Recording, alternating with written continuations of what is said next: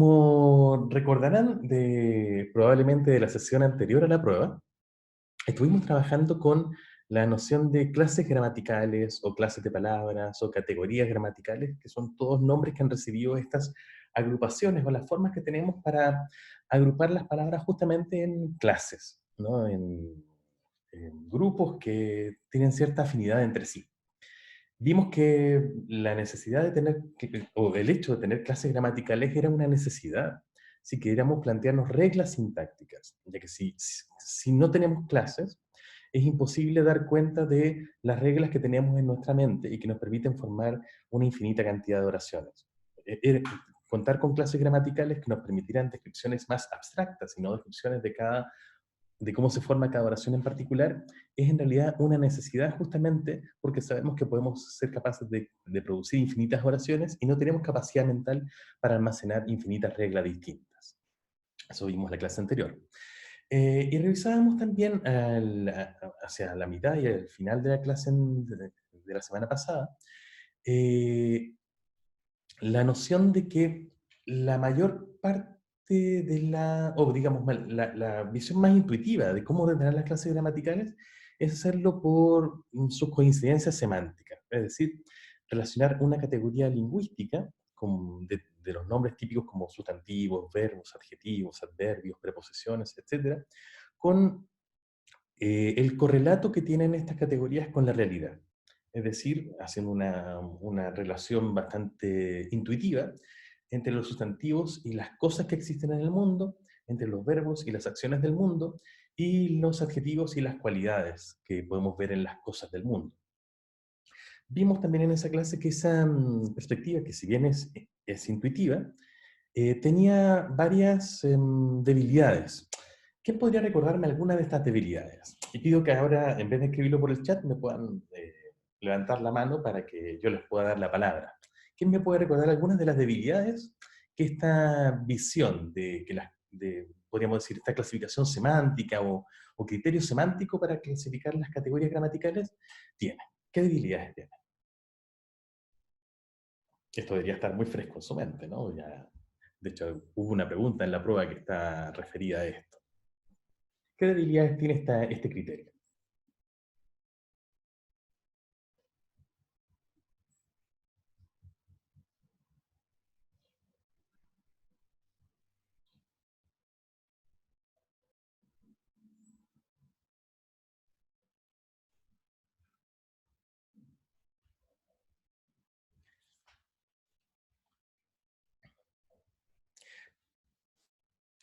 Por favor, no respondan por el chat, sino quiero que alguien nos pueda dar su testimonio oralmente. Levanten la mano y le doy la palabra.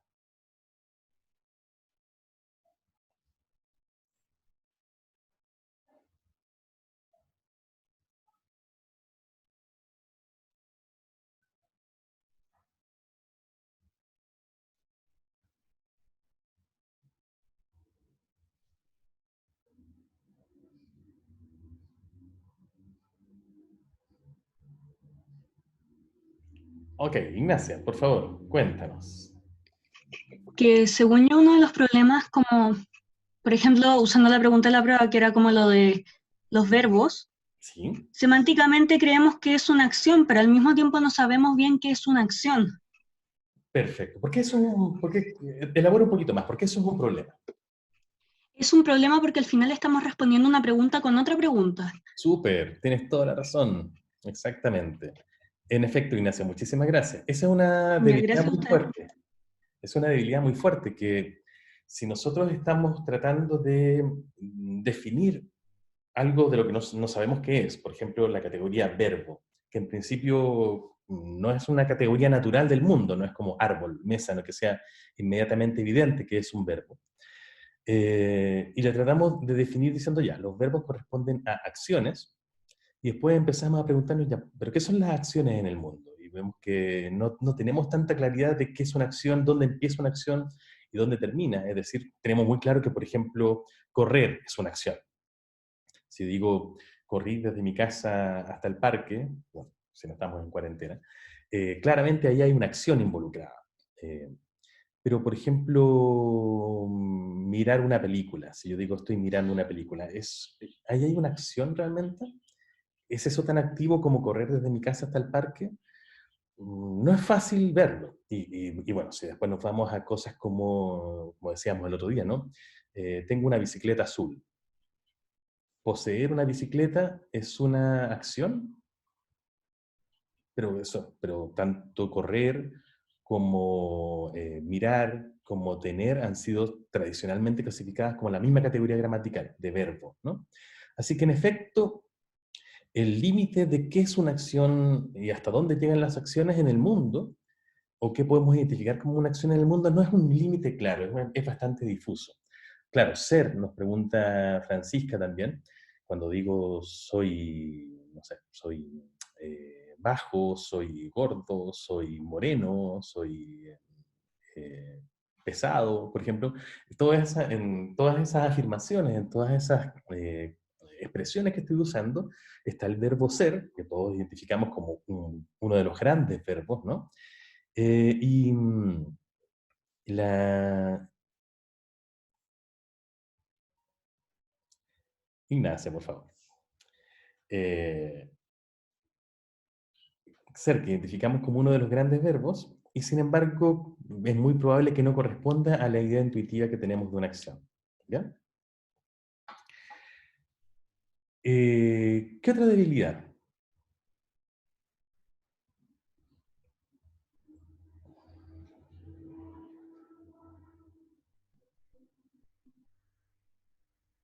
¿Qué otra debilidad tiene qué otra debilidad tiene este criterio? Aparte de que estamos tratando de definir un tipo de categoría con otro tipo de categoría que no conocemos bien a qué se refiere. ¿Qué otra debilidad tiene?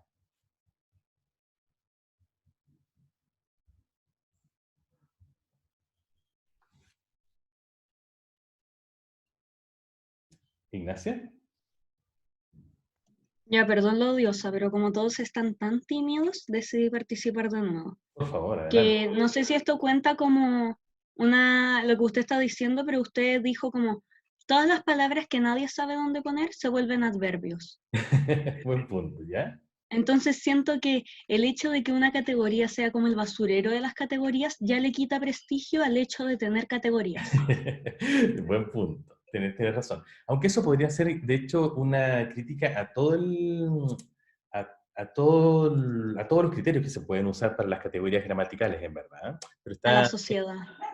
no a la sociedad, sino en particular en este caso al hecho mismo de que no hemos sabido establecer buenas clases en general. Y la misma existencia del adverbio es una crítica en general muy fuerte a las categorías gramaticales. Pero sí, eso sin embargo, Ignacia, revela, como bien apuntas, otro hecho que es bastante interesante con respecto a la debilidad del criterio semántico para establecer clases gramaticales, y el hecho de que hay muchas categorías que no tienen un correlato tan evidente con algo de la realidad. Es decir, decíamos hace un rato que se puede eh, igualar, grosso modo, sabiendo que es débil, la idea de sustantivos con cosas, verbos con acciones, adjetivos con cualidades, y sin embargo existen muchas más categorías que se han propuesto para las que no hay un correlato claro en la realidad. Por ejemplo, el adverbio, ¿con qué cosa de la realidad, con qué elemento de la realidad lo relacionaríamos? Siguiendo esta igualdad tipo verbo-acción, sustantivo cosa, adjetivo cualidad. ¿Con qué se puede relacionar? ¿A qué te refieres con las hipérboles, Ignacio? ¿Las hipérboles son una categoría de la realidad del mismo modo que las acciones o las cosas o las entidades o las cualidades? Ignacia, por favor, cuéntanos. ¿A qué te refieres con las hipérboles?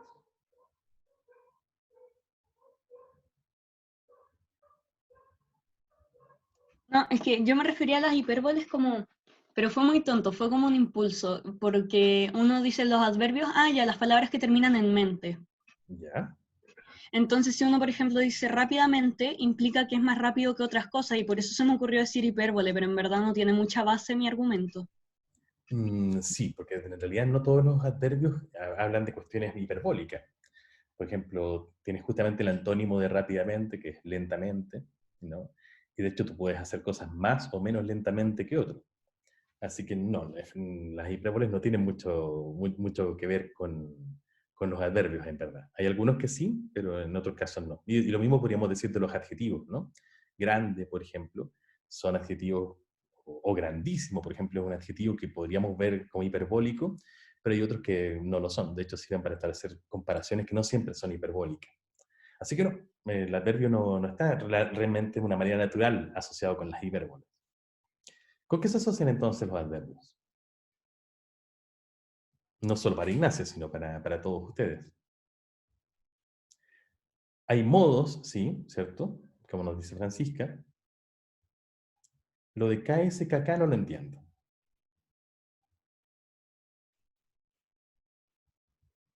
Ah, muy bien. Eh, Efectivamente hay adverbios de modo, como todo justamente lo que indicaba Ignacio hace un rato. Los terminados en mente implican ciertamente algunos tipos de modalidad. Pero ¿a qué se refiere, bueno, a qué se refiere primero eso de los modos? ¿Qué significa un modo?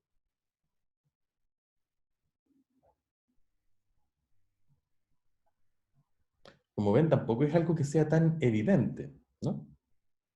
Claro, una manera de hacer algo, nos dice Sebastián. En efecto, los modos implican ser a veces maneras, ¿no?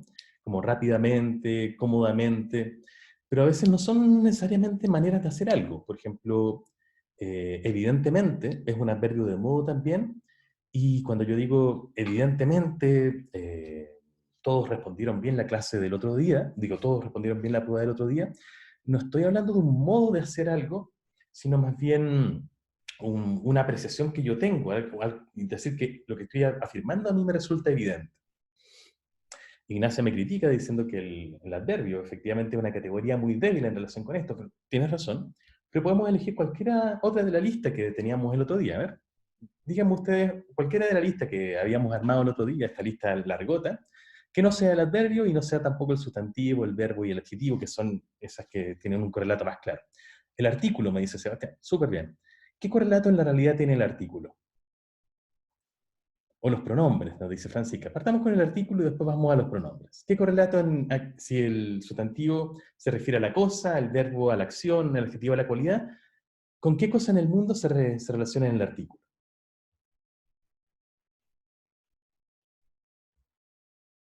En efecto, es muy abstracto, ¿no?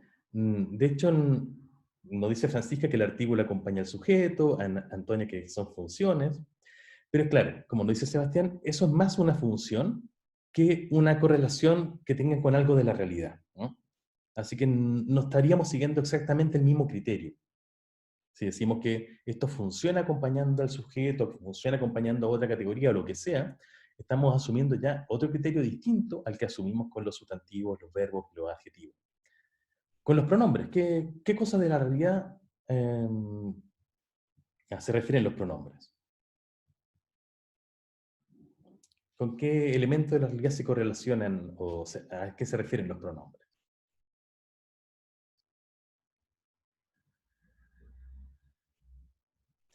Nos dice Ignacia que con los sujetos de las oraciones, pero los sujetos de las oraciones, de nuevo, no son elementos de la realidad, son elementos lingüísticos.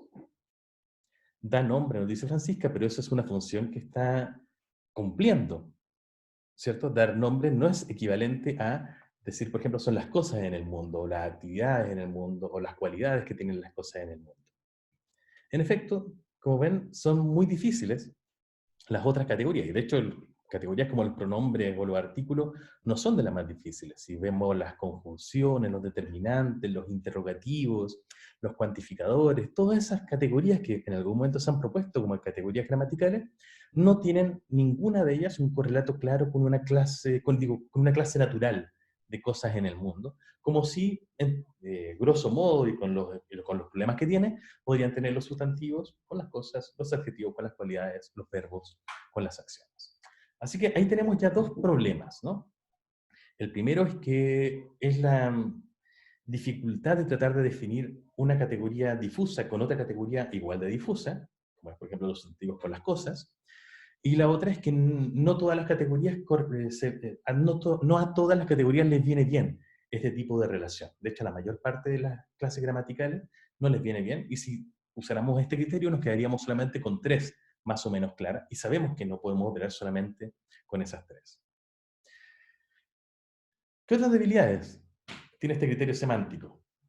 Aparte de estos 2 que ya hemos visto. Como nos dice Camila, muy bien, que una acción no siempre se usa como verbo, ¿cierto?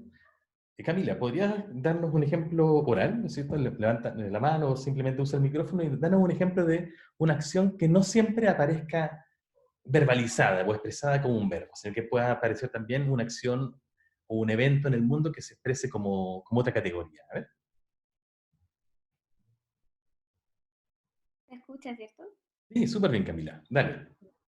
Es que, por ejemplo, como dije en la prueba, si digo un estallido grande, el estallido viene, o un estallido fue grande, por ejemplo. O algo así, el estallido es una acción en pasado, pero se usa como sustantivo. Muy bien, es un excelente ejemplo. Claro, un estallido es un sustantivo que se usa para referirse a un evento en el mundo. Cuando tenemos una bomba, por ejemplo, que explota, o un fuego artificial, ¿cierto? O la sociedad, si ustedes quieren, que explota. Lo que tenemos ahí es un evento, unas acciones que ocurren en el mundo, ¿cierto? Y sin embargo, como dice muy bien Camila, yo puedo expresar eso como la bomba explotó, pero también puedo decir el estallido. Y perfectamente cualquiera de esas 2 palabras, una un verbo, otra un sustantivo, se refieren a la misma cosa en el mundo, al mismo evento en el mundo en este caso. Así que súper bien. No todos los verbos, por ejemplo, como nos dice Camila, perdón, no todas las acciones siempre se expresan como verbos, ¿no? Y a la vez, bueno, también a la inversa funciona. Decíamos, ya de hecho lo habíamos repetido, no todos los verbos son siempre acciones, de hecho no sabemos muy bien qué es una acción, así que tampoco es tan fácil hacer esa distinción. Bueno, como ven, para no insistir en esto, hay un montón de debilidades en estas categorías gramaticales, más que en las categorías gramaticales, en el hecho de tratar de expresar las categorías gramaticales desde un punto de vista semántico, ¿cierto? No es algo que, aunque en principio parezca ser muy intuitivo, no es algo que funcione siempre bien.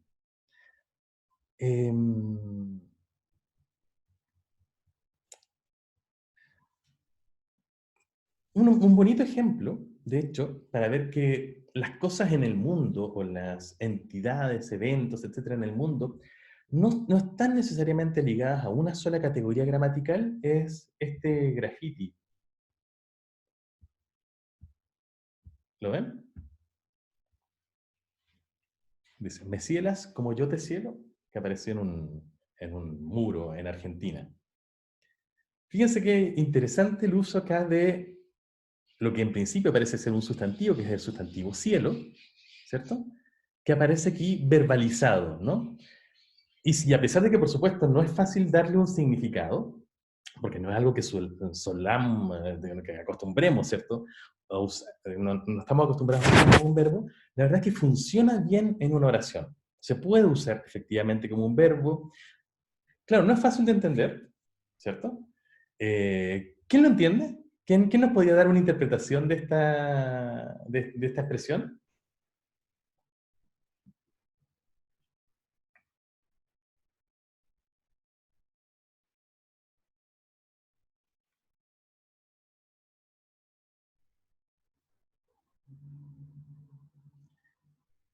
No, celar es otra cosa distinta.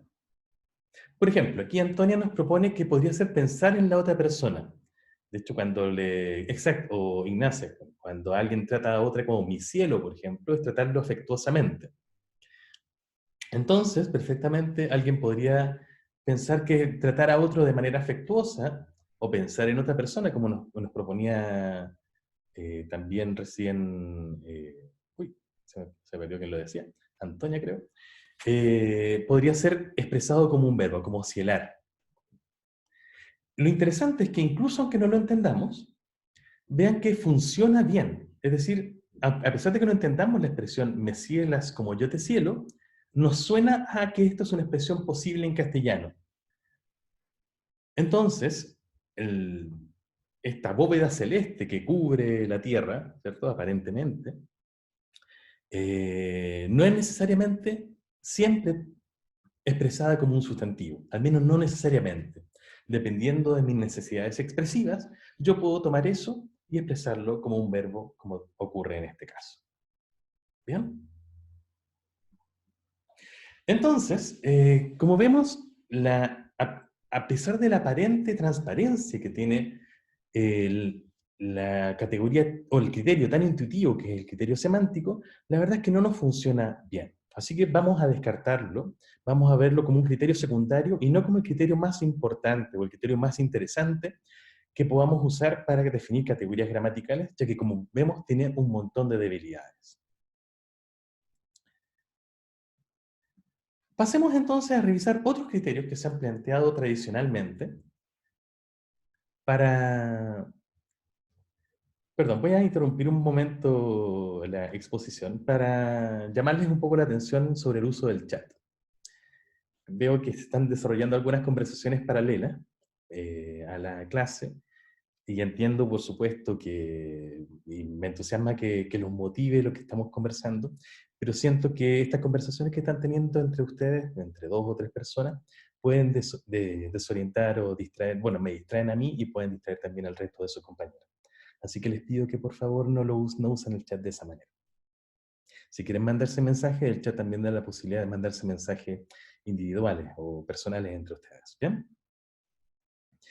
Decíamos que la categoría gramatical, perdón, que el criterio semántico para establecer categorías gramaticales presentaba esta serie de debilidades que veíamos recién. Pasemos revista entonces a algunas otras clasificaciones u otros criterios que se han planteado tradicionalmente. Otra...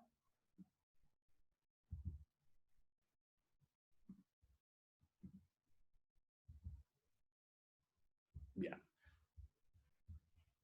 Otro criterio que tradicionalmente se ha usado para definir categorías gramaticales es el criterio de distinguir entre clases abiertas frente a clases cerradas.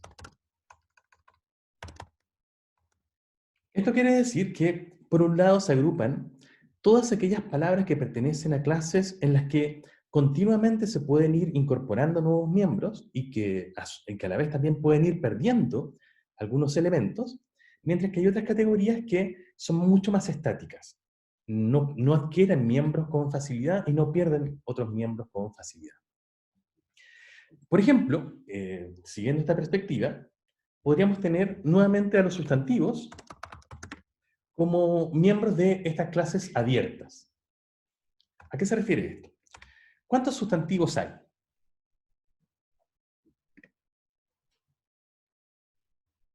Mínimo 28, ¿no? Hay un montón, es verdad. Hay un montón de sustantivos, hay un montón de... No, son muy poquitos. No, son muchos sustantivos. Y de hecho, es difícil hacer una lista exhaustiva porque continuamente nosotros estamos creando nuevos sustantivos. Por ejemplo, este es un clásico, ¿no?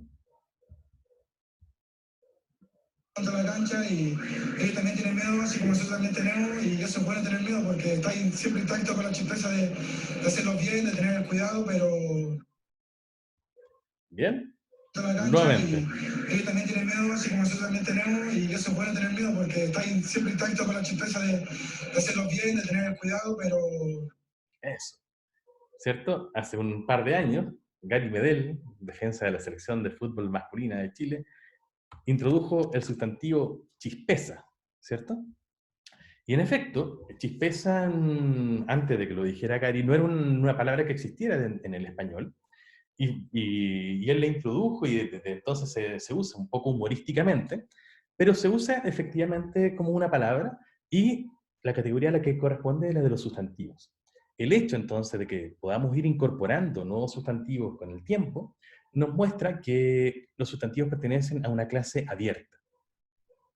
Las preposiciones, sin embargo, preposiciones son una clase cerrada de palabras, o así al menos ha sido clasificada tradicionalmente. ¿Cuáles son las preposiciones? De hecho, probablemente, o quizás es posible que alguno de ustedes haya visto incluso un listado de preposiciones, o alguno de ustedes haya tenido que aprender en el colegio alguna lista de preposiciones, ¿no? No, no son esas, Ignacio.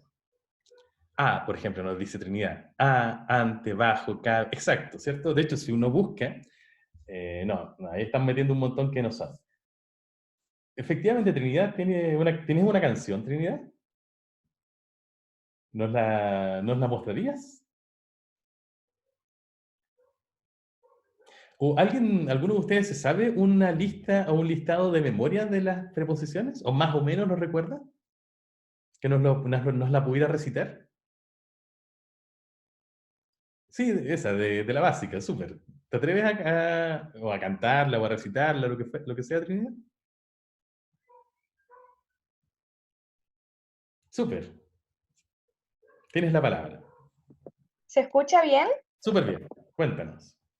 Ya, es que no me acuerdo todas, pero al menos me acuerdo de a, ante, bajo, con, contra, de, desde, en, entre, hacia, hasta, durante, mediante, para, por, sin, sobre, tras. Solamente me acuerdo de eso.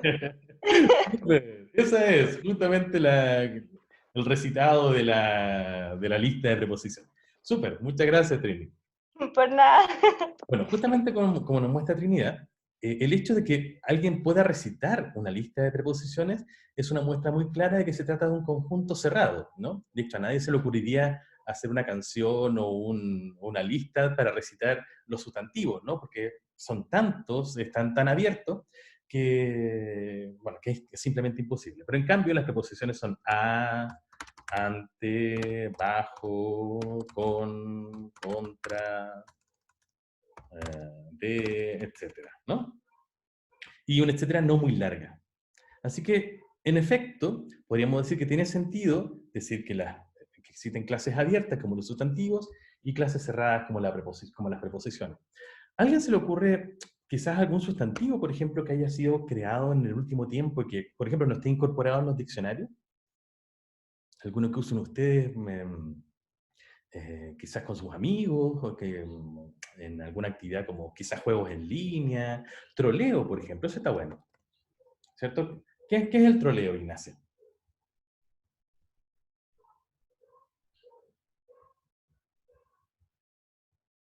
Ignacia,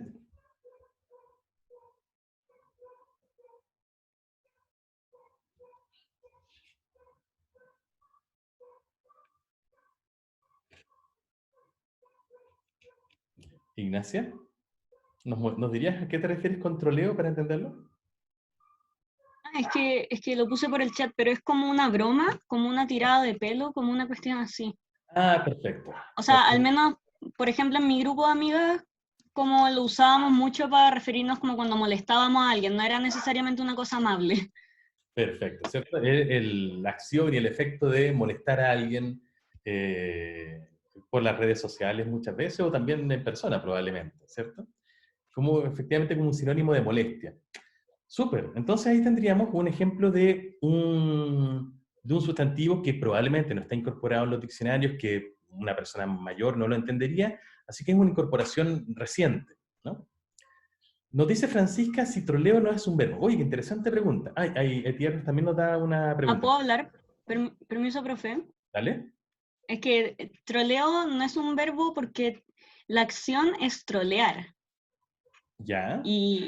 Y cuando tú haces un troleo es una cosa, y siento que estoy diciendo todo lo contrario a lo que hemos aprendido, pero eso. Pero fíjate, interesante lo que acabas de hacer, Ignacia. Fíjate que molestar a alguien es tanto trolearlo, y el hecho de molestarlo es un troleo, pero lo que estoy haciendo es lo mismo. Es decir, si tú estás molestando a una amiga de manera pesada, ¿sí? Alguien te puede decir, oye, deja de trolearla, o la estás troleando, y ahí sería verbo, pero alguien puede decir, oye, qué feo el troleo que le estás haciendo, y ahí sería un sustantivo, pero lo que estás haciendo es exactamente lo mismo en los dos casos. Así que troleo en efecto es un sustantivo a pesar de que pueda estar refiriéndose a una acción que alguien hace en el mundo. Así que estamos volviendo al criterio semántico, lo que ya vemos que tiene justamente debilidades. Voy a volver un poquito atrás porque... claro, Etienne nos proponía el caso de XD. Así. Perdón.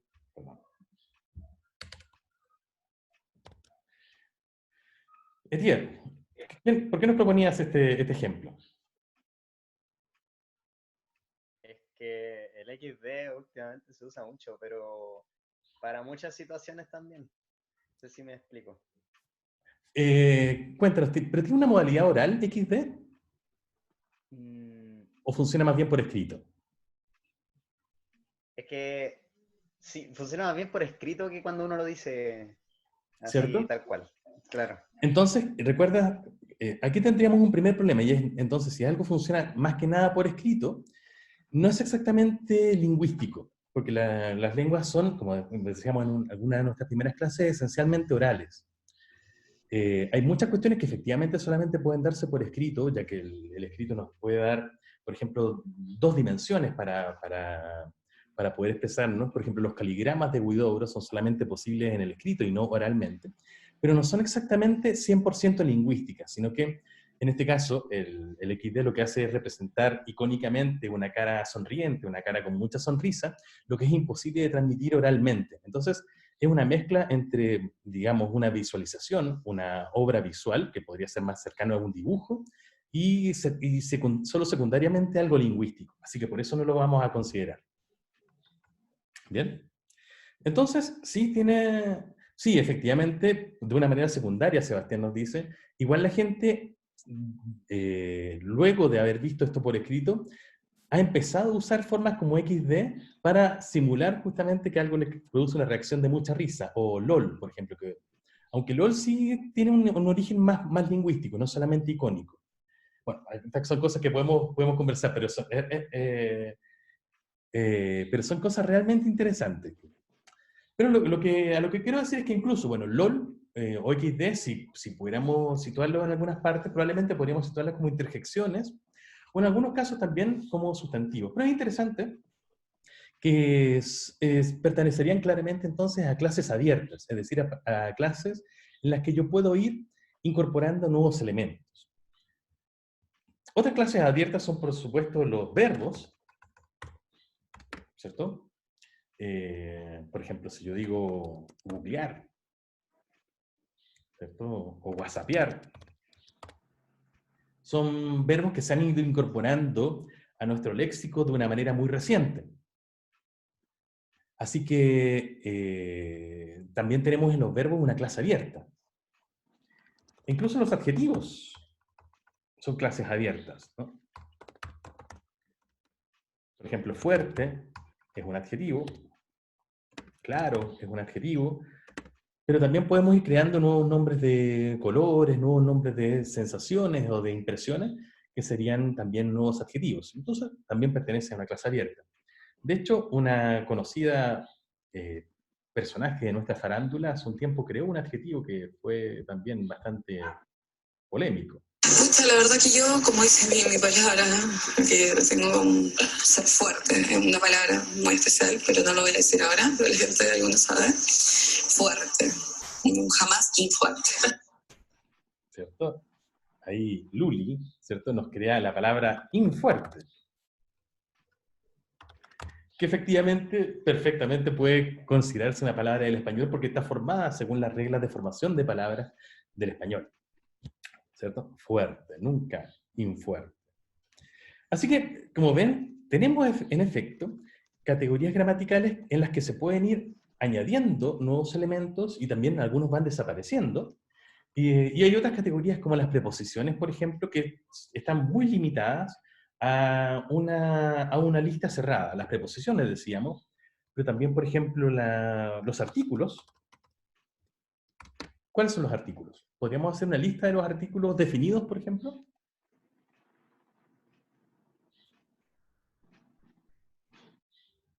¿Sí?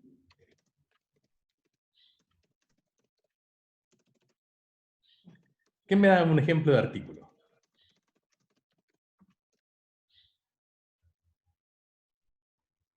Exacto, Antonia, ¿cierto? Los artículos definidos en castellano son el, la, los, las y uno raro que es lo. Son esos 5 los artículos definidos y no hay más. Y de hecho uno podría argumentar que en realidad es solamente uno, que es el o la, si ustedes quieren, o los o las, y todo el resto son variaciones morfológicas solamente del mismo. Así que, en efecto, no hay más que esos. Y de hecho, aquí Francisca nos pone algo re interesante. El hecho de tratar de incorporar un nuevo artículo, como por ejemplo le, lo voy a poner con un asterisco, porque justamente es un artículo que no todo el mundo acepta, que no todo el mundo usa, es tan difícil que genera polémicas, ¿cierto? En los diarios, en la televisión, discusiones en muchas partes, no solamente de gente dedicada a la lingüística, sino que de la sociedad, con argumentos a favor y argumentos en contra. En cambio, si alguien propone un sustantivo como troleo o un verbo como whatsappear, la verdad es que no es tan polémico como tratar de incorporar un artículo como le. Eso nos muestra claramente que hay una resistencia mucho mayor a tratar de incorporar nuevos miembros a esta categoría que efectivamente entonces podríamos catalogar como una categoría cerrada de palabras.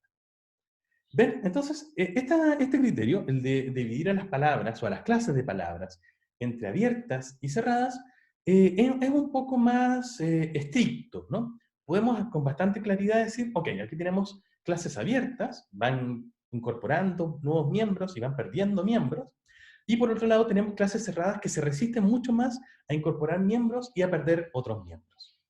Es decir, que tienen listas claramente cerradas, y por lo tanto nos las podemos aprender de memoria. ¿Qué debilidad?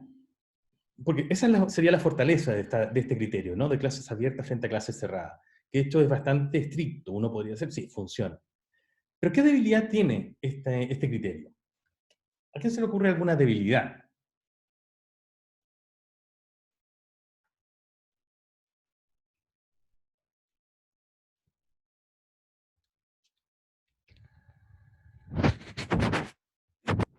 Les doy una pista. Tomando esta perspectiva que hemos visto recién, que diferencia entre clases abiertas y cerradas de la palabra. Perdón, voy a responder esas preguntas que salieron en el chat. Claro, los artículos serían una categoría cerrada de palabras, para responderle a Francisca, ya que se resisten a incorporar nuevos miembros y tampoco van perdiendo miembros de esa categoría. Ignacio nos dice que todas las palabras pueden transformarse a otra categoría. ¿Nos darías un ejemplo o profundizas un poco en lo que estás diciendo?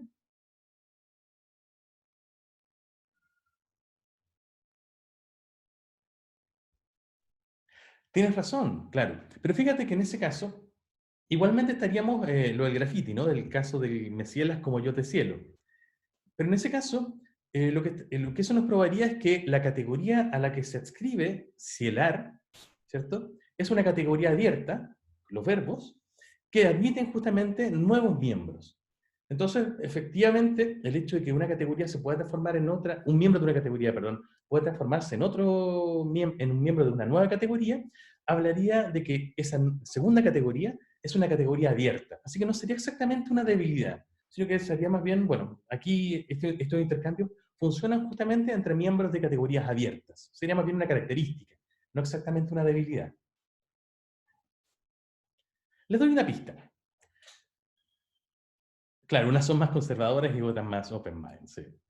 Les doy una pista. Si seguimos este criterio, ¿no? De diferenciar clases abiertas frente a clases cerradas, ¿con cuántas categorías nos quedaríamos? Siguiendo solamente este criterio.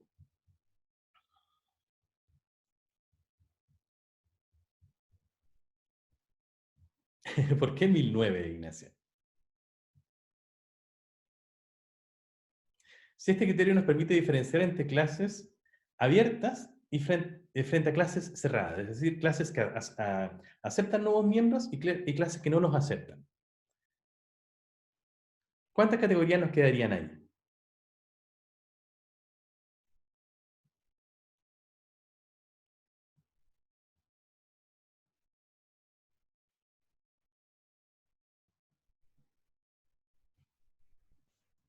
Bueno, una debilidad de esta propuesta es que nos dejaría solamente con dos clases gramaticales.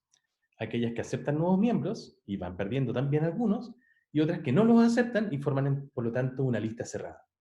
Tendríamos entonces, siguiendo este criterio, solamente dos clases, abiertas por un lado y la clase de las cerradas por otro. Y eso claramente es bastante insuficiente para poder hacer descripción de las reglas que queremos, a las que queremos llegar, y va un poco es contraintuitivo con lo que realmente nosotros suponemos. Así que una debilidad es que se trata de una categoría binaria. Solamente nos presentaría dos opciones. O las palabras pertenecen a una clase abierta o una cerrada, y eso, si bien puede ser más estricto, es bastante pobre para nuestra descripción. Así que no nos funciona tan bien. Y el hecho es que tampoco funciona tan bien. Por ejemplo, hablábamos recién de la lista de preposiciones, ¿no? A, ante, bajo, con, contra, de, etc. De entre ustedes, de los que conocen las listas de preposiciones, ¿pondrían acá, antes que con, alguno de ustedes habría puesto la preposición cabe? ¿Les suena? ¿Cierto, Francisca? Algunos de ustedes que han aprendido de la lista de preposiciones probablemente la recitan así, ¿no? A, ante, bajo, cabe, con, bla. Francisca nos dice, en efecto, que así era su canción. Pero ¿dónde está la preposición cabe? ¿Dónde se usa? ¿Nos darían un ejemplo de uso de la preposición cabe? Aquellos de ustedes que la recitaban así. En cabe destacar, no, ahí ese cabe es un verbo, o en cabe señalar es el verbo caber. No es la preposición cabe. Claro, no hay que confundirla con el verbo caber, ¿cierto? De hecho, sabemos que el verbo en cabe destacar es un verbo porque lo podemos conjugar en otro tiempo, ¿no? Podríamos decir cabía destacar, o cupo destacar, o cabrá destacar, eso. Se puede conjugar y las preposiciones no se conjugan. De hecho, ante, o bajo, o con, no pueden variar, no tienen futuro, pasado, etc. Así que, ¿cuál es el uso preposicional de cabe? Es raro, ¿no? De hecho, cabe funciona... ¿Y cuál es el significado de cabe? Sí, Trinidad nos dice que es cerca. No es exactamente cerca, sino que al lado de. Ese es el significado o la función original de cabe. Entonces, si alguien decía, por ejemplo, quería indicar la roca que está al lado del árbol, podía decir, la roca cabe el árbol. De hecho, si ustedes revisan libros de español, obras, por ejemplo, teatrales o novelas de español en el siglo de oro, por ejemplo, se ven ejemplos de esta naturaleza. La roca cabe el árbol, ¿no? Sobre todo en poesía se usaba mucho. Y nosotros diríamos actualmente la roca al lado del árbol. O la roca junto al árbol.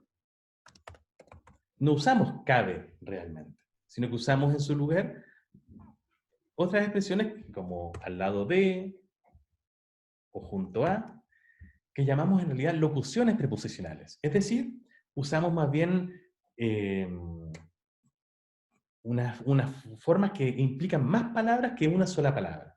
Y fíjense que esto tiene algo de muy interesante. Nosotros perdimos la preposición cabe, a pesar de que es una preposición que, como ven, podría resultar muy útil para indicar un cierto tipo de relación espacial. Señores, les voy a pedir nuevamente que traten de limitar las interacciones por medio del chat.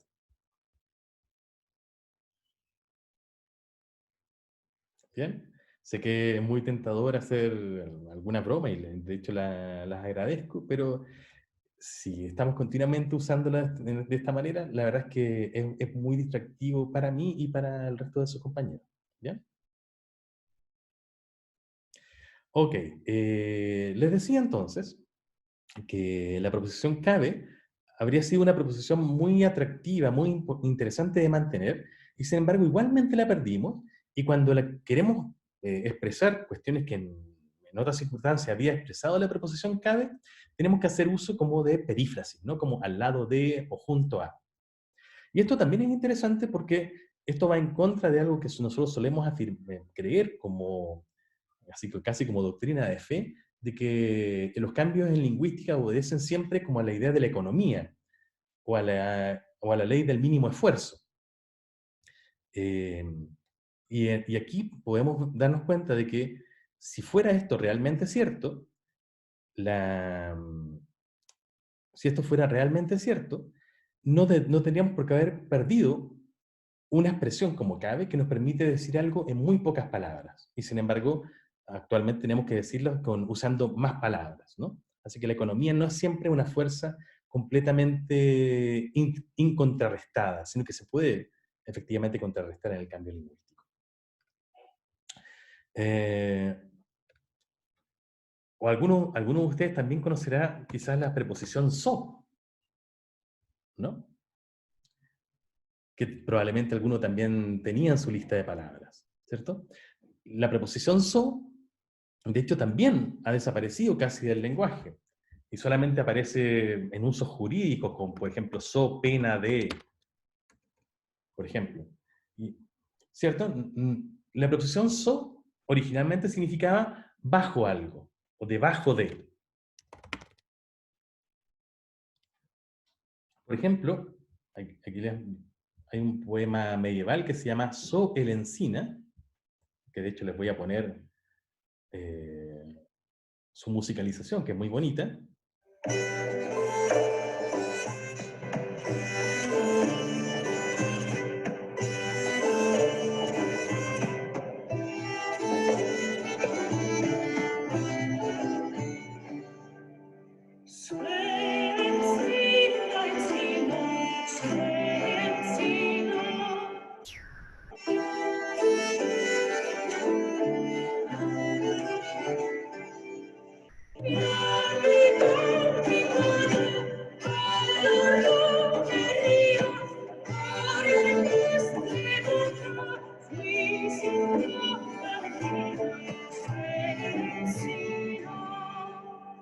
Bueno, es bastante más larga y es muy bonita, es una cantiga bueno, muy linda para que luego la puedan ver si quieren.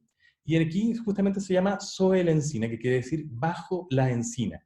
Ahí tendríamos entonces un uso de una preposición que antiguamente se usaba en castellano y que actualmente ya no se usa.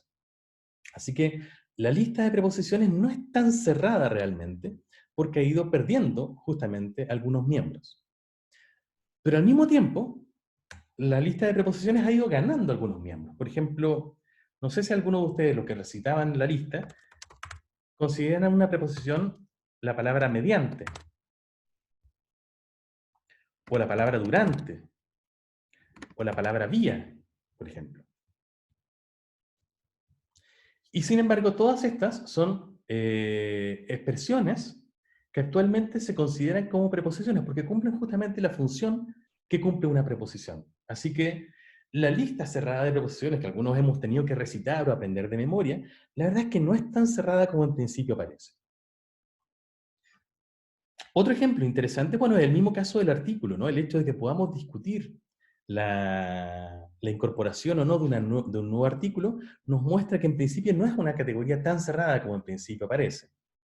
Otra, por ejemplo, los pronombres personales, es un caso muy interesante. Los pronombres personales son palabras como yo, tú, él, ella, ¿cierto? Nosotros, etc. Que también corresponden en principio a una categoría cerrada. Claro, nosotros también sería una posibilidad interesante, ¿no? Pero en ese caso podríamos decir en una variante de nosotros, ¿no? Tendríamos también vosotros, ellos. Esos serían la lista cerrada de, por supuesto, con las variantes, ¿no? Él, ella, ellos, nosotros, nosotras. Pero igualmente podemos tener ahí un cierto límite, ¿no? Sin embargo, esta es una lista que también presenta algunas variaciones. Por ejemplo, podemos incorporar no solamente tú, sino que también podríamos incorporar usted, vos. En el caso de vosotros, también está ustedes. Es decir, no solamente hay variaciones morfológicas, sino que también hay variaciones de otras palabras realmente que en algunos dialectos existen y en otros no. Como dice Francisca, efectivamente, aquí la geografía, es decir, la variedad dialectal influye mucho. Hay pronombres que se usan en ciertas zonas, como vos, y otros que no. Justamente de ahí viene el fenómeno del voceo. Mientras que hay algunas que en español de América casi no existen, como el vosotros, y sin embargo sí son muy usadas en el español de España. Así que esta lista, la de los pronombres personales, tampoco es estrictamente hablando una lista cerrada, sino que ha presentado variaciones históricas y también variaciones dialectales, por ejemplo, con relación a la geografía. O en el español de Chile, por ejemplo, también, por poner un caso, el pronombre vos, por ejemplo, es un pronombre que también varía dialectalmente, sobre todo porque es muy poco usado, pero cuando se usa, habla esencialmente de como una actitud del hablante frente al otro. Vocear a otro, usando el pronombre vos, generalmente se interpreta como una forma agresiva de hablar. ¿Cierto?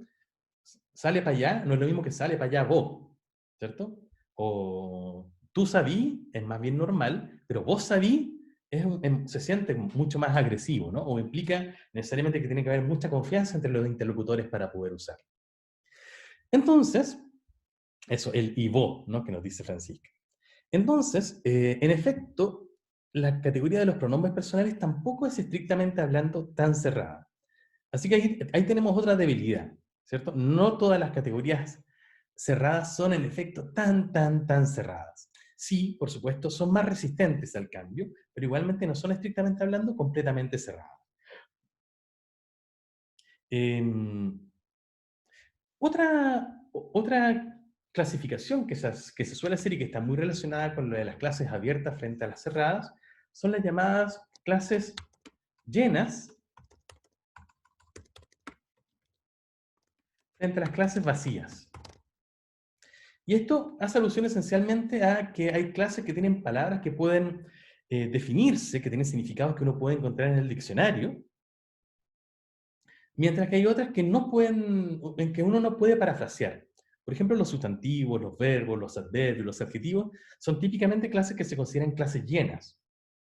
Si yo tengo el ejemplo que teníamos recién hace un ratito, ¿no? Uno de ustedes me proponía el sustantivo troleo, y yo le preguntaba, ¿qué significa? Y esa persona me decía, bueno, un troleo es el hecho de molestar a alguien, incomodarlo. O sea, súper bien. Entonces yo puedo definirlo. Si yo elijo cualquier sustantivo, por ejemplo, amistad, o roca, etc. Sí, tú eres la persona, Ignacio, sí. Cualquiera de esos, con mayor o menor dificultad, ustedes podrían definirme cualquiera de esos, ¿no? Por ejemplo, ¿quién me podría definir roca? O parafrasearlo.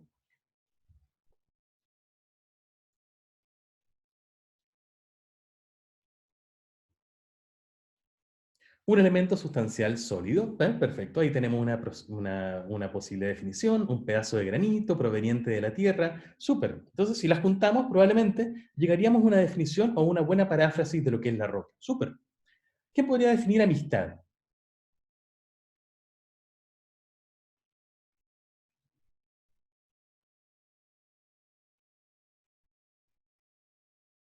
Es un poco más difícil, pero no es imposible, ¿no? A ver. Es un lazo emocional y psicológico, súper bien. ¿Qué podríamos añadir a eso? Un vínculo afectivo entre dos personas, en efecto. Probablemente implica un poco más de elaboración, tendríamos que diferenciarlo del amor o de otros tipos de afecto, pero perfectamente se puede parafrasear, se puede definir qué es la amistad. En cambio, si yo les digo de, por ejemplo, la preposición de, ¿cómo podrían definirla?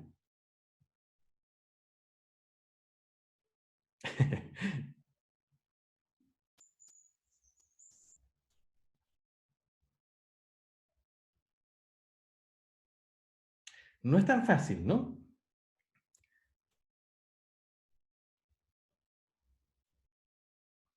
Claro, como una palabra anexa, nos dice Francisca. Sin embargo, de nuevo volvemos a la idea de que es una función que cumple. No es lo mismo que definirla como estábamos definiendo recién troleo, amistad o roca.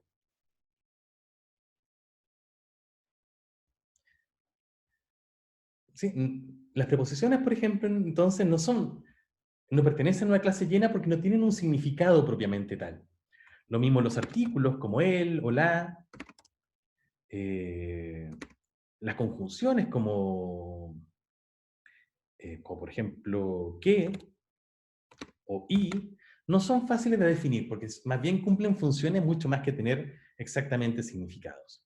Aquí tenemos entonces otro criterio que tradicionalmente se ha usado para distinguir las palabras en una categoría, las llenas, y en otras que son vacías.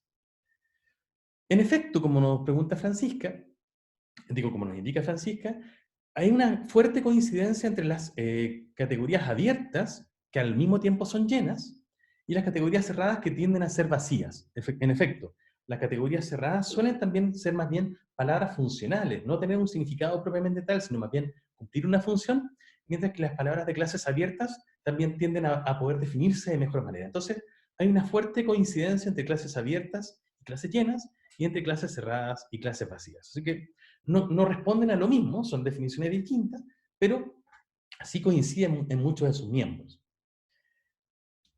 Bueno, la debilidad de esta clasificación es la misma que tenía la de las clases abiertas y cerradas. También es una división exclusivamente binaria. Entonces solamente tendríamos dos categorías si nos dejáramos llevar solamente por ello.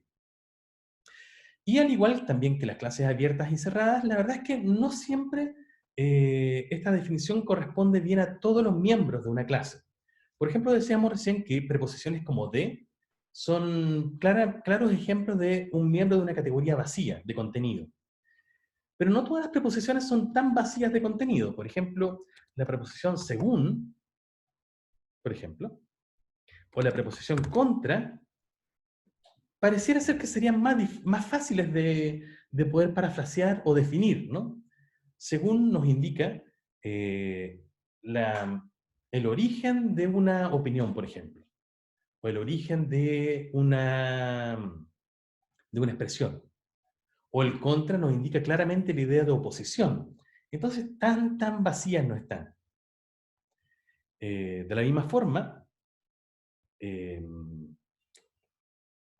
ciertos demostrativos, ¿no? Como este, que se catalogan como parte de estas categorías vacías, claramente pueden tener un cierto correlato con la realidad. Entonces, tan vacías realmente no son. Como vemos entonces, ha habido otras formas de proponer definir las clases gramaticales, como abiertas frente a cerradas y llenas frente a vacías, que son más estrictas, pero que tradicionalmente tienen la debilidad de ser binarias, es decir, proponer entonces dos grandes categorías, y sabemos que necesitamos más que solamente dos, y no siempre los criterios que se usan son completamente estrictos, a pesar de que son mejores que los de la categoría semántica. Bueno, ¿qué hacemos entonces?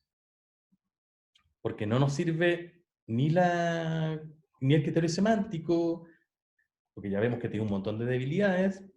No nos sirve también tan fuertemente el criterio de clases abiertas frente a cerradas, porque tiene la debilidad que son solamente dos. Lo mismo de llenas frente a vacías, porque de nuevo son solamente dos, y ninguna de estas en realidad es tan estricta. ¿Cómo podemos entonces llegar a definir clases gramaticales si que sabemos que es una necesidad, como lo planteamos en la clase anterior? Bueno, ¿cómo lo hacemos realmente? Va a venir a nuestro rescate el señor Julio Cortázar. Julio Cortázar, de hecho, propone algo que ustedes conocerán muy bien en su libro Rayuela, un juego de palabras que se llama el gíglico, ¿no? Aquí les voy a traer un ejemplo del gíglico, en un cuento suyo que aparece en La Vuelta al Día en 80 Mundos, llamado La Inmiscusión Terrupta. Les pido que lo lean conmigo y que escuchen también cómo lo recita Cortázar. La inmiscusión terrupta. Como no le melga nada que la contradigan, la señora Fifa se acerca a la tota y ahí nomás le flamenca la cara de un rotundo mofo. Pero la tota no es inane y de vuelta le remulga tal acario en pleno tripolio que se lo ladea hasta el copo. Asquerosa, brama la señora Fifa, tratando de sonsonarse el ayelmado tripolio que de menos es de satén rosa. Revoleando una mazoca más bien prolapsa, contracarga la Crimea y consigue maribolarle un suño a la tota, que se desporrona en diagonía y por un momento horadra el raire con sus abroncojantes bocinomias. Por segunda vez se le arrumba un mofo sin merma a flamencarle las mecochas, pero nadie le ha desmunido el encuadre a la tota sin tener que alanchufarse su contragofia, y así pasa que la señora FIFA contrae una plica de miércolamas a media resma y 4 peticuras de esas que no te dan tiempo al vocifugio, y en eso están, arremulgándose de ida y de vuelta, cuando se ve presivenir al doctor Feta, que se inmoruye inclótumo entre las gladiofantas. Payás, payás, crona el eleganción, sujetirando de las desmecrenzas empebufantes. No ha terminado de alar, cuando ya le están manocrujiendo el fano, las colotas, el rijo enjuto y las nalcunias, mofo que arriba y suyo al medio, y 2 miércolanas que para qué. ¿Te das cuenta?, se interruge la señora FIFA. El muy cornaputo vociflama la tota. Y ahí nomás se recompalmean y fraternulian, como si no se hubieran estado polichantando más de 4 cafotos en plena tetamancia. Son así las tofifas y las fitotas. Mejor es no terruptarlas, porque te desmunen el persilotio y se quedan tan plopas. Bien, ¿qué les pareció este cuento del señor Cortázar? Bueno, ¿no? Como todo lo de Cortázar, realmente es muy bueno. Típico Cortázar, en efecto. Pero fíjense que para lo que nos interesa, para los efectos de esta clase, es que claramente aquí hay un montón de palabras que probablemente ustedes no entienden, ¿no? Y yo tampoco, ¿no? Son palabras acá inventadas, algunas de ellas por Cortázar. Pero, ¿se entiende qué pasa acá? ¿Qué describe? ¿Qué escena describe Cortázar? Uno de ustedes hablaba de que era como un drama digno de una teleserie. ¿Por qué? Si hay tantas palabras que no se entienden, de hecho. ¿Qué es lo que pasa acá? ¿Qué pasa en esta escena? Hay una pelea, ¿cierto? Nos dice Antonio. ¿Qué pasa? Primero hay 2 personas que se están peleando. ¿Y qué más pasa después?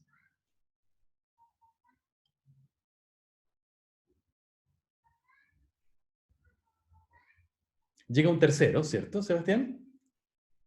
Que es el famoso doctor... ay, se me fue. El doctor Feta, ¿no? Hay 2 personas que se están peleando, ¿ya? Aquí Ignacio nos dice que por culpa del doctor Feta, pero bien, cuando él llega se lanzan contra él. ¿Por qué se lanzan contra él?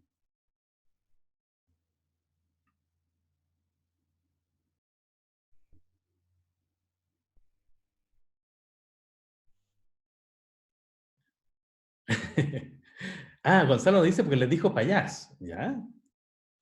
¿Y qué trató de hacer cuando le decía payás?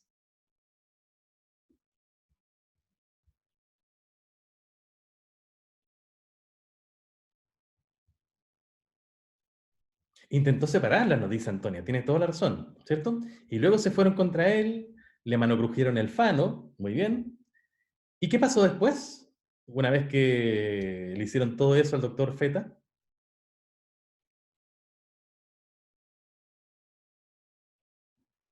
Se reconciliaron, ¿cierto? Quedaron como amigas, ¿cierto? Y hay incluso ¿cómo se dice esto? Una moraleja en esta fábula, ¿no? No hay que inmiscuirse entre las gladiofantas, ¿no? Cuando están peleando porque se van contra ti y finalmente quedan tan amigas entre ellas, ¿no? Entonces podríamos resumir que acá hay 2 mujeres que se están peleando, están peleándose como muy fieramente. Llega un tercero, el doctor Feta, trata de separarlas, y cuando trata de separarlas, estas 2 personas, estas 2 mujeres que antes se estaban peleando, se van contra él, le empieza a hacer, bueno, a agredir. Entre ellas se concilian, ¿no? Porque llegó este tercero y las 2 se van contra él, se concilian, se ponen de acuerdo, se abrazan y quedan como si como si nunca hubieran peleado. Esa es la anécdota, ¿cierto? Que de una manera mucho más genial nos cuenta Cortázar. Así que a pesar de que hay un montón de palabras que acá no conocemos, la verdad es que la escena se da a entender. ¿Cómo la entendemos? Si yo digo, por ejemplo, el doctor, fíjense acá, el doctor Feta se inmoluye inclótumo entre las gladiofantas. ¿Qué pasa ahí?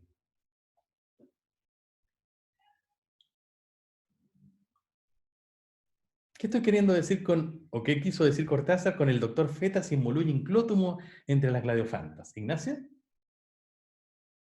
Es que yo creo que lo relacionamos con algunas partes de palabras que conocemos. Por ejemplo, inmoluye, como Ya. tiene la parte de in, entonces como que asumimos que es de meterse. Y como Ya. dice entre las gladiofantas, relacionamos fantas que terminan en A con las dos mujeres. Entonces, no sé, puede ser algo así. Muy interesante. Otra pregunta que relacionada con esta. ¿A qué categoría gramatical ustedes creen pertenece la palabra se inmoluye? ¿A qué categoría gramatical corresponde la palabra gladiofantas? ¿Qué creen ustedes que es inmoluye? ¿Qué creen que es gladiofanta?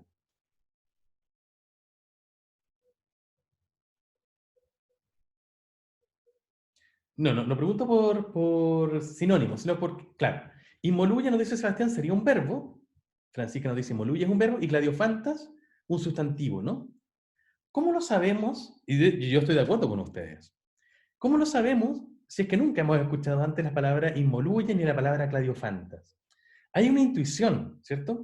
La terminación nos ayuda. De hecho, Sebastián nos estaba haciendo algo muy interesante. De hecho, inmoluye lo podríamos conjugar. El doctor Feta se inmoluye. Y yo, si digo yo, ¿cómo lo conjugo? Yo me inmoluyo. Tú, en presente, tú te inmoluyes. Él se inmoluye. Nosotros nos inmoluimos. Vosotros os inmoluís, ellos se inmoluyen. En futuro, yo me inmoluiré. Tú te inmoluirás. Nosotros nos inmoluiremos. En pretérito pluscuamperfecto, yo me había inmoluido, tú te habías inmoluido, etc. Es decir, a pesar de que esta palabra nunca haya nadie dicho estas variantes, sabemos que esa palabra es un verbo y se puede conjugar perfectamente como cualquier otro verbo del español. Lo mismo gladiofantas, ¿cierto? Claramente la gladiofantas está haciendo alusión a estas mujeres que se están peleando. Y si hubieran sido hombres en realidad, ¿cómo sería la expresión? Gladiofantos, por supuesto, ¿no? Sabemos entonces que eso es un sustantivo porque varía igual que un sustantivo, entre gladiofanto y gladiofanta, por ejemplo. ¿Cómo sabemos que esto es un sustantivo gladiofanta? ¿Cómo sabemos que inmoluye es un verbo? ¿Qué pistas tenemos para eso? Ya Ignacio hace un rato nos hablaba de cierta formación, ¿cierto? El in, por ejemplo, que nos indicaba que hay como algo hacia adentro, la terminación de fantas, lo que nos muestra justamente que la morfología, es decir, la forma en que una palabra está formada, los constituyentes internos de una palabra, nos hablan justamente de a qué categoría pertenece. Antonia también nos dice por lo que antecede. ¿Podrías explicitarle un poco más, Antonia? ¿A qué te refieres con lo que antecede?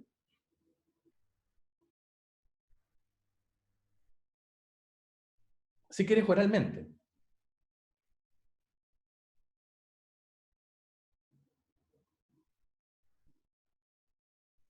Claro, antes de inmoluye hay un se. ¿Y por qué eso puede ser interesante para decir que inmoluye es un verbo?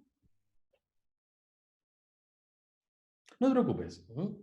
Puedes escribirlo, aunque no te funcione el micrófono. ¿Por qué el hecho de que haya un se antes de la palabra inmoluye sería una buena pista para decir que eso es un verbo?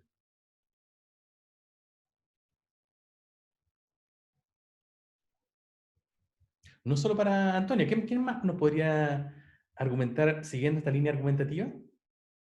Súper bien, tienes razón, Antonia, porque hay muchos verbos como caer, a los que le antecede un se, como se cayó, se desmayó, se fue, se rompió, se golpeó. En español hay un montón de verbos que se relacionan con esta palabra se. Entonces, si tenemos se inmoluye, tengo muy buenos antecedentes para decir, aquí tengo un verbo. Bueno, así es como realmente razonamos nosotros, para establecer que algo es un verbo, un sustantivo, un adjetivo, etc. No lo hacemos, a pesar de lo que intuitivamente podemos creer, haciendo una relación entre la palabra y algo de la realidad, porque si operáramos así, este texto de Cortázar en realidad no tendría sentido. un poco nos ayuda, pero no necesariamente operamos de esa manera. Tampoco lo hacemos necesariamente con la distinción abierta, cerrada, llena, vacías.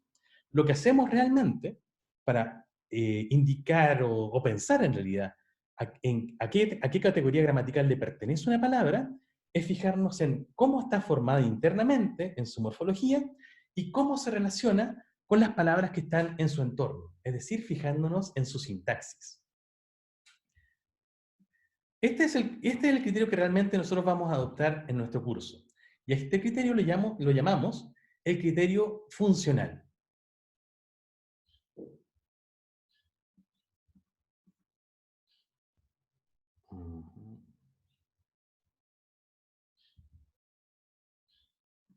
Oh, perdón. Quiero mostrarles algo en mi pantallita.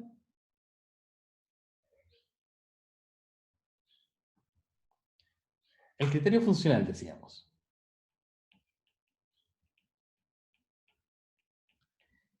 Es decir, este criterio nos indica que las palabras se van a clasificar en una categoría o en otra de acuerdo a cómo se relacionen con las otras palabras de su entorno y a cómo estén constituidas morfológicamente de manera interna. Ese es el criterio que nosotros vamos a usar, porque de hecho es el criterio que usamos de manera más natural. Por poner un ejemplo sencillo, si yo tengo una expresión como Pedro X la comida. Uy, se me perdió el chat, lo voy a poner nuevamente.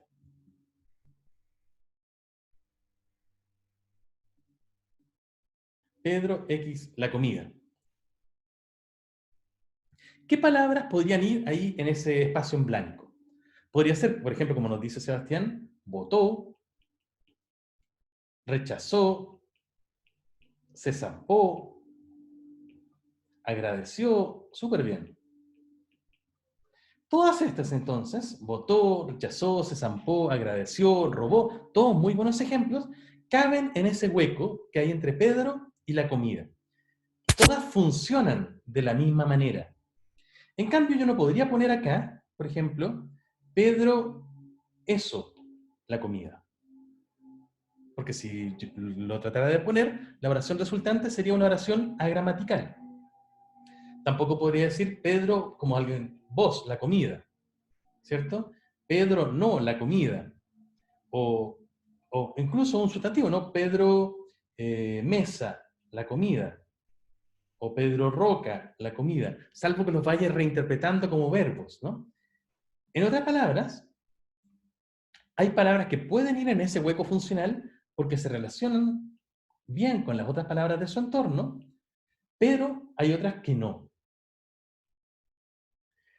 Vamos a usar justamente este criterio, el ver cómo las palabras se pueden ir relacionando con otras, viendo cómo pueden ocupar un mismo hueco funcional, y si las palabras pueden ocupar un mismo hueco funcional, vamos a decir que pertenecen a la misma categoría gramatical, y si no pueden ocupar ese hueco, vamos a decir que pertenecen a otra categoría gramatical distinta. De una manera técnica, podemos decir que una palabra que pueda alternar paradigmáticamente con otras y ocupar la misma posición en el sintagma, pertenecen a la misma clase gramatical. Esa es la definición que vamos a usar de una manera estricta. Otro ejemplo. Si yo tengo Jorge recordó su... ¿Qué puede ocupar ese hueco ahí? ¿Qué palabras podrían ocupar ese hueco? Infancia, por ejemplo, súper bien. ¿Qué otra? Comida, perfecto. ¿Cuál otra? Pasado, muy bien. Capucha, súper. Un ejemplo más, tarea, súper bien. O mochila, ya. Todos esos ejemplos, en efecto, podrían ocupar este hueco funcional. Y podemos decir entonces que todos pertenecen a la misma categoría gramatical. Jorge recordó su infancia, Jorge recordó su comida, Jorge recordó su pasado, su capucha, su tarea, etc. Y a estas le podemos dar un nombre como, por ejemplo, sustantivo. Pero aquí yo no puedo poner palabras como Jorge, que sí estábamos poniendo antes, ¿no? Jorge recordó su zampó. Jorge recordó su agradeció. No pueden ir en ese mismo hueco. Y sabemos entonces que pertenecen a una categoría gramatical distinta, que en este caso llamaremos verbo, porque sí coinciden entre ellas para la otra que estábamos nombrando recién. Y un último ejemplo. Si yo digo,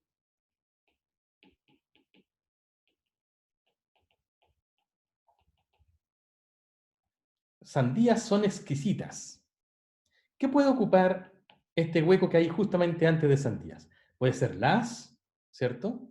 Puede ser sus, puede ser muchas, puede ser mis, ¿cierto? Pero no pueden ser palabras como las que usábamos recién. No puedo poner ahí pasado, infancia, mochila.